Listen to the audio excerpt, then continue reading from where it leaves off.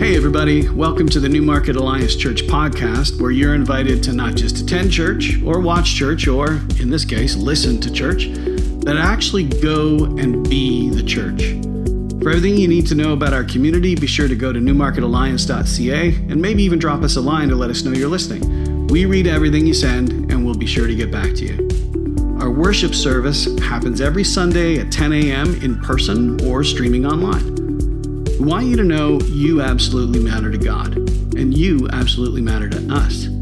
Everyone is welcome and wanted. Now, let's join today's teaching. In the late 1990s, Joshua Harris, this fellow you saw in the interview, he burst onto the Christian scene, and he had this book titled I Kissed Dating Goodbye. Anybody know the title I'm talking about? Yeah. And it was a treatise, you could say, on courtship and dating. And the book sold millions and made him, in one observer's term, this evangelical boy wonder. And the book, upon rereading, is all kinds of problematic. And I think it's done actually more harm than good. And Josh Harris later disavowed much of it. Maybe we shouldn't have been taking our relationship cues from a 19-year-old anyways. But as a 29-year-old, he became quite the celebrity, if you will, and became the lead pastor of this mega church in Maryland and was on the speaking circuit. And it was when his church got some accusations of some systemic cover-up and abuse, he found himself deconstructing. How many of you have heard the term deconstructing as it relates to faith? Yeah? Okay. Some of you haven't heard that word. Some of you, I suspect, are already sick of that word. As you saw in the video, it seems everyone and their brother is deconstructing these days. And that video really only scratched the surface of this exodus from the church, well-known people who are leaving the faith. And the first time I heard the word deconstructing was watching Top Chef. Remember that, Vicky?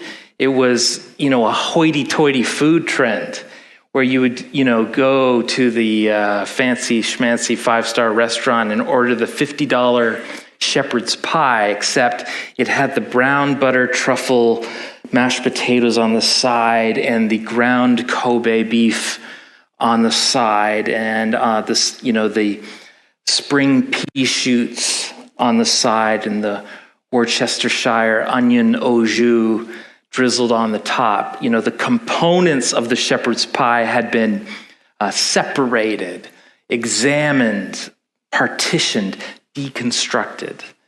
In terms of Christianity, the idea of deconstruction is when you look at what has been constructed in your life, the foundation of your faith, your beliefs, your lifestyle, and then you take time to deconstruct by examining each of those, component pieces.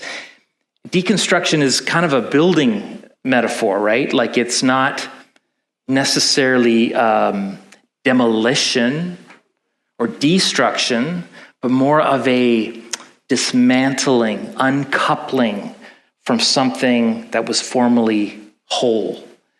Deconstructing can be a bit of a junk drawer term that means different things to different people. To some, the term deconstruct can mean rejecting Christianity entirely. Others describe the process as rebuffing certain cultural beliefs associated with Christianity. It could have been sparked through a bad church experience. Maybe just this growing intuition that something feels off kilter. You've perhaps gone through a re-examination of scriptures. Maybe you've heard the term ex-vangelical. It can mean both those who have rejected the label evangelical or aspects of the evangelical subculture or the evangelical church. Or it could mean those who have rejected evangelical faith altogether. Now, will what I'm about to say get me in trouble? I don't know. Let's see what happens. I'm not sure I want to call myself an evangelical, if you want to know the absolute truth. Not because I reject the traditional definition of an evangelical, where the Bible is authoritative, that we all need a conversion experience, a second birth, that it's our responsibility to share the gospel, that Jesus' sacrificial death, the power of his resurrection is fundamental. The belief that Jesus is coming again. Evangelical, that's the tribe of Billy Graham. And it comes from this Greek word, evangelion, which means good news. So evangelicals are supposed to be good news people. What a great word in that sense, isn't it?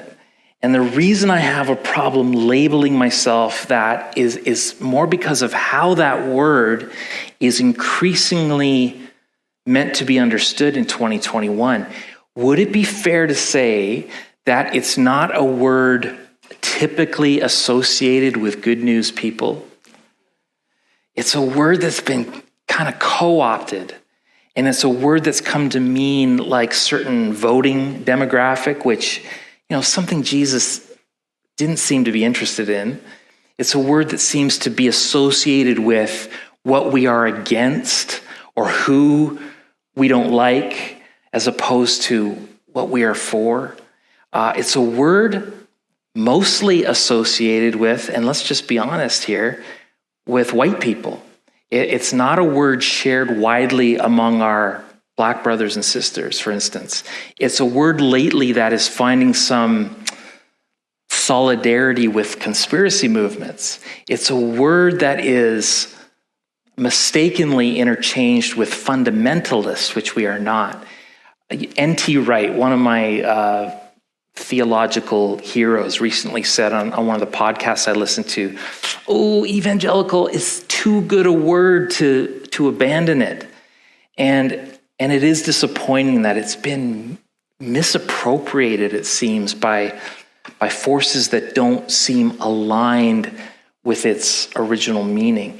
But it's a label, to me, that's become so loaded, so vague, so toxic in some circles. And I'm not sure I can wear that label anymore. You'll have to decide that for yourself. And for now, I guess I call myself a Christ follower, because that just seems to spell it out as simply as I know how. But you can see how, in that sense, you could say that I'm deconstructing too.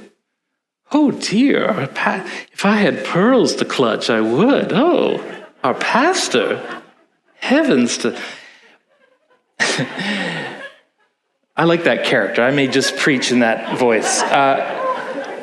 But in the loosest sense of the word, I'm reevaluating the parts of our subculture, the parts of our language, parts that don't fit anymore. We do this naturally as people, right? We have to do this even every few generations in our faith, except we call it reformation, or at its best, revival.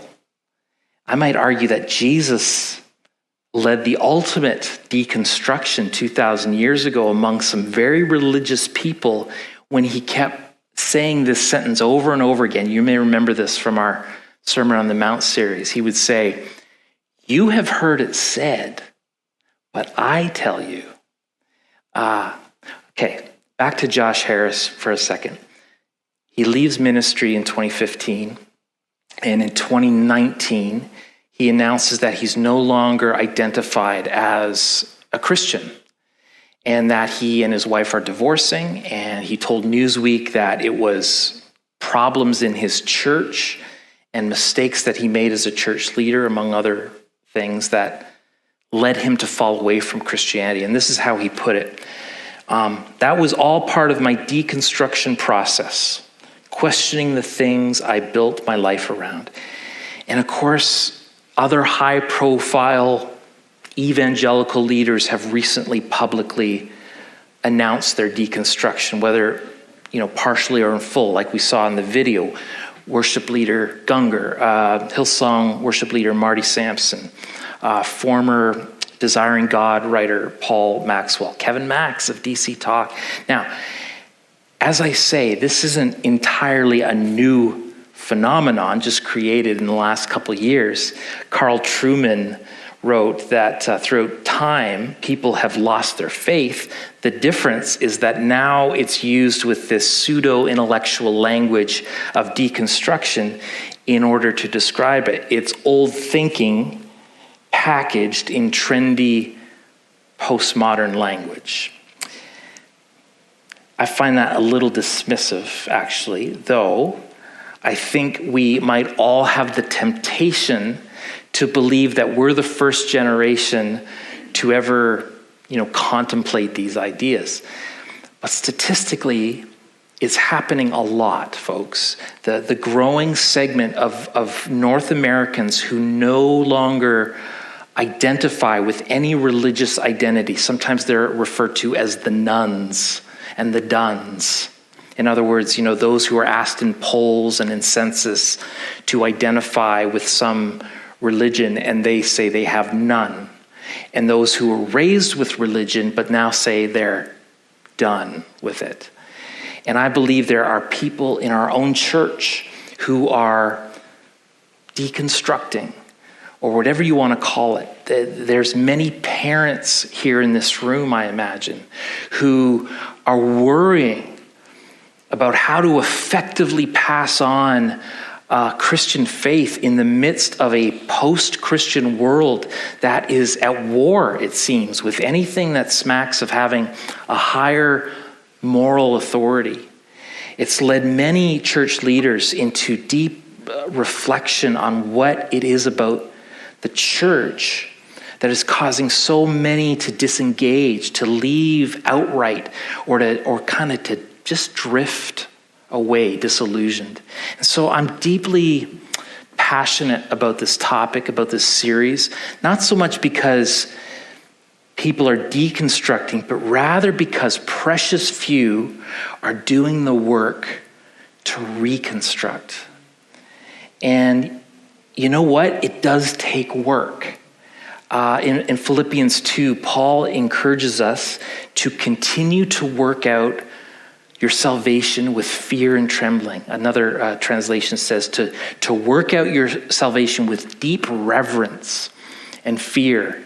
In other words, this is serious stuff. It's not to be taken lightly. It takes time. It takes intent. And for most people, I would say their deconstruction happens slowly and then all at once. And if they're honest, very little time or effort or study is put into any kind of reconstruction.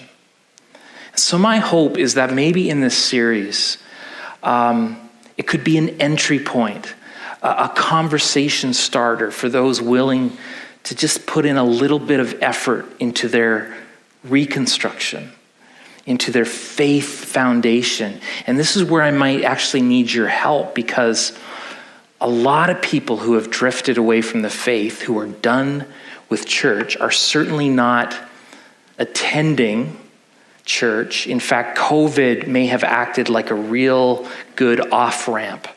It may have accelerated their exodus from the church or even from the faith. There might not be that many people who are bothering to engage with us online or on the podcast because, frankly, their deconstruction has led them to a place of being content in not pursuing anything spiritual, of putting in the work to contemplate those existential questions of life. Why am I here? Is there such a thing as life after death? Do people have a soul? Is there a God? If there is a God, is he actually good? And if he's good, why is the world so evil and messed up? So I may need to ask your help in inviting some of the people that you know, and I know that you know people in this category, and invite them into the conversation, even just dip their toe in this series. And they can do it safely from their own home if they like, or their own podcast feed. But for everybody, it's time to wrestle with some of these meaning of life questions again. You know the story in Genesis 32 of Jacob wrestling with God? And I don't want to impose bad interpretation on that already difficult narrative. But it's interesting to me that Jacob wrestled with God all night. And some of us aren't prepared to wrestle with God and the big questions of faith for even 5 minutes. You know, Jacob wrestles with God all throughout the night. He wrestles with everything he's got, but eventually he wears out. And I'm not sure if he wanted to let go at one point, but somehow he hung on, or maybe it was God holding on to him.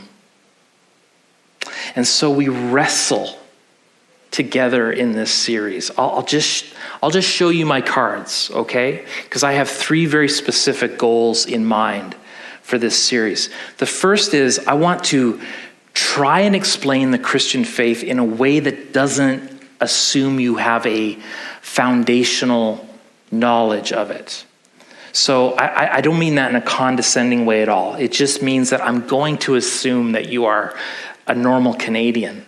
You know, most people in Canada today don't have a foundational knowledge or understanding of the Christian faith. Many weren't raised in a Christian home, or if they were unchurched or unschooled on the Christian faith. It has shocked me lately. I don't know if you feel the same, but like how many teenagers, how many young adults, for instance, who don't know the historical Christian stories behind Christmas, behind Easter.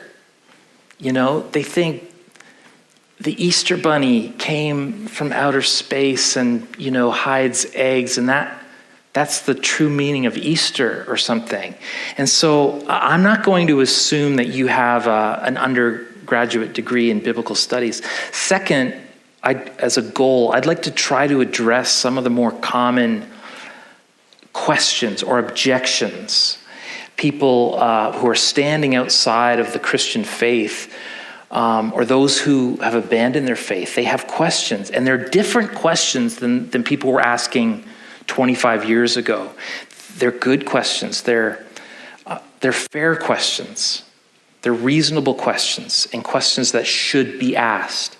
My third goal is that if you already consider yourself a follower of Jesus, that you'll actually benefit from eavesdropping on this conversation, because, you know, while you are a person of faith, I'll bet you still have aspects of the Christian faith you never fully understood, or questions that have remained unanswered, or questions that people are asking you. And I guarantee you have people that you love in your life who are struggling or rejecting aspects of faith. And for those of you who would like to go even a little deeper into this, or maybe need a resource to have at the ready, I'm borrowing some thoughts from James Emery White's book, Christianity for People Who Aren't Christians. And he's able to cover, with referencing and footnotes, things that I just can't in a short amount of time on a Sunday. And you can get it cheaper at NAC than you can at Amazon. So $20. It's even on our giving drop-down menu on the web. And actually, can I add a fourth goal that's not listed here, but because it's a goal that's not just for this series, but for our church in general, I have a goal that NAC would be a safe place to come with those types of doubts and questions, and yes, skepticism. That we would learn to listen and listen attentively to stories that might even be troubling, stories that might stir up defensiveness, and that we would withhold judgment and refrain from being defensive, yet still be discerning. You remember what the first thing you see on our website? Real people, real problems, real God. May it be so. And so my promise to you is that if you come on this journey with us, there won't be trite answers, okay? If you're like me, you don't need more tweetable slogans, more popular hashtags when you're hurting. But I do want us to talk about not only real people and real problems, but a real God, or rather, who God really is, not the one who we may have made him out to be. Pastor Chris and I talk sometimes about what series in Big Church could be adaptable to children's ministry. And we both agree that this really isn't one of those series. But for those who are parents this morning, who have kids at home, can I give you one piece of advice from my experience, both as a parent and someone who had parents? Make your home a safe place to ask questions. Make your home a safe place for doubt. Doubt is not a sin. Doubt does not scare God, I assure you.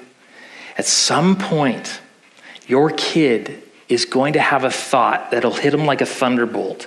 And they'll think that they're the first person to ever have had this thought. And they'll think, am I a Christian just because my parents are Christians? Do I believe this because I've been raised to believe it? What if I've been born in India? Would I be a Hindu? What if I'd been born in Iran? Would my parents would have raised me to probably accept the Muslim faith. If I'd been born in Quebec, my parents would have raised me to be part of this cult known as Les Habitants, the Montreal Canadian fans wearing ridiculous red jerseys. Allow your kids to pursue their questions without fear or shame or anger, without insecurity. Show them that questions are not wrong. Curiosity is not wrong. And even as I say that, I know there are grown adults in this room who wished they'd had the luxury of that freedom when they grew up. Andy Stanley wrote about this in his book, Irresistible, about a former worship leader who left the faith after she read a book proving, so-called discrepancies in the Bible. But you know what? Even if that were true, the foundation of our faith is not accepting a book into our heart. It's not, and I'd like to dig into that on one of these weeks. There was a renowned New Testament scholar recently who said he lost his faith and embraced atheism because of suffering in the world. But guess what? The foundation of our faith is not a world without suffering. Pain and suffering doesn't disprove the existence of God. It only disproves the existence of a God who doesn't allow pain and suffering.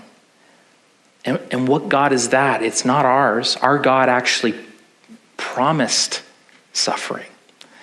I'd like to dig into that one of these weeks.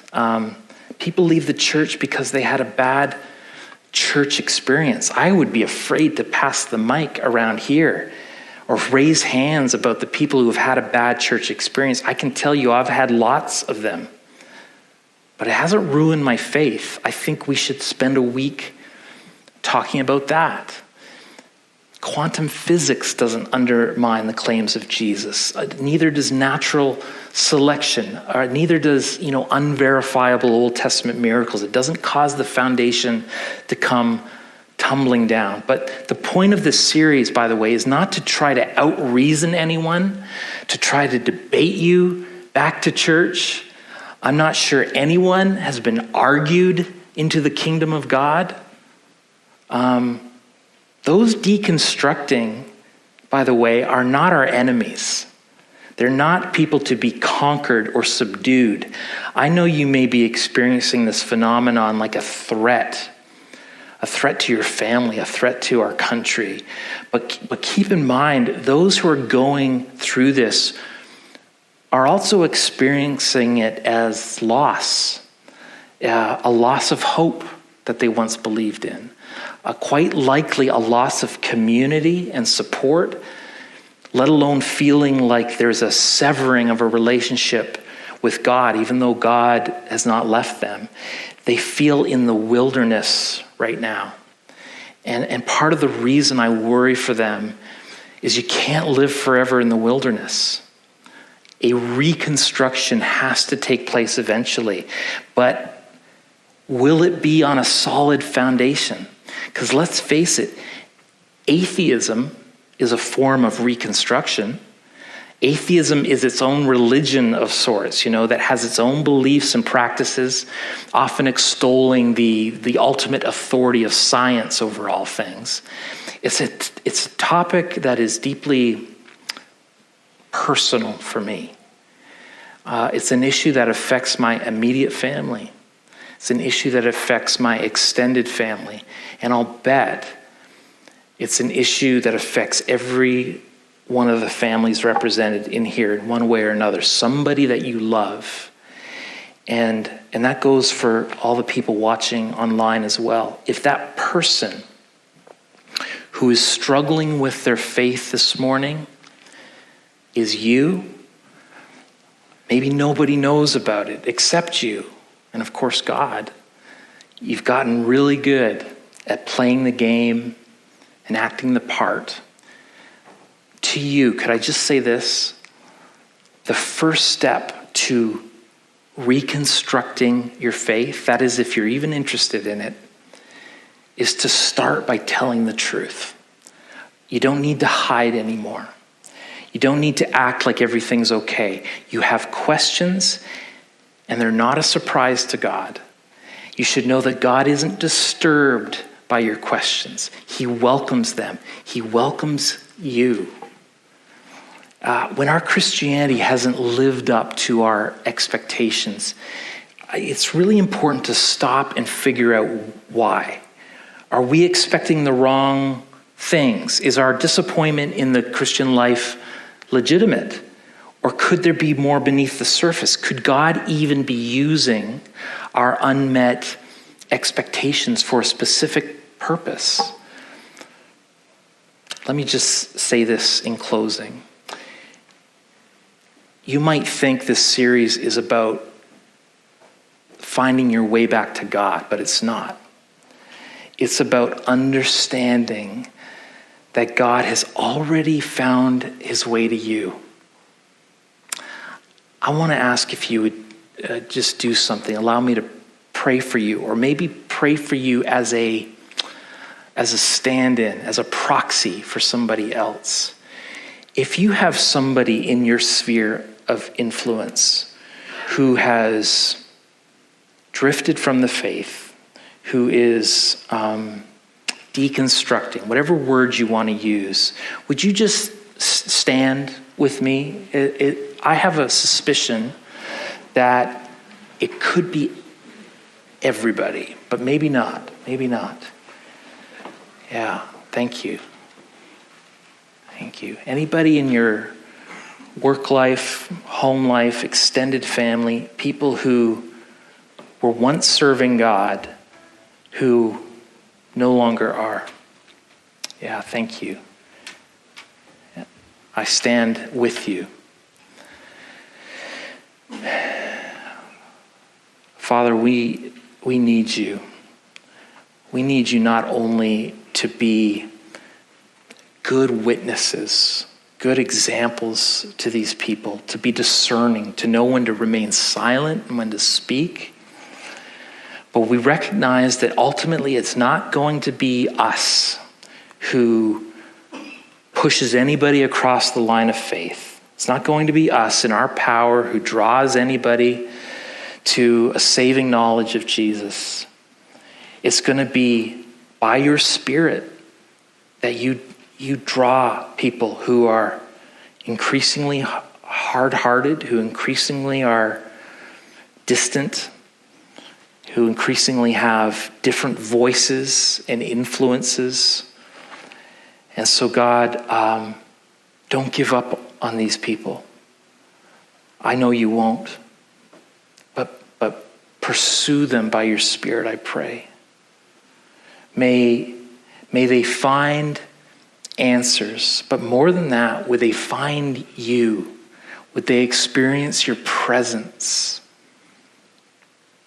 Oh, I still have questions about Jesus, but having Jesus with me makes all the difference. Knowing what it's like to have his presence just makes all the difference. And so I pray for your very tangible presence in the lives of the people represented here.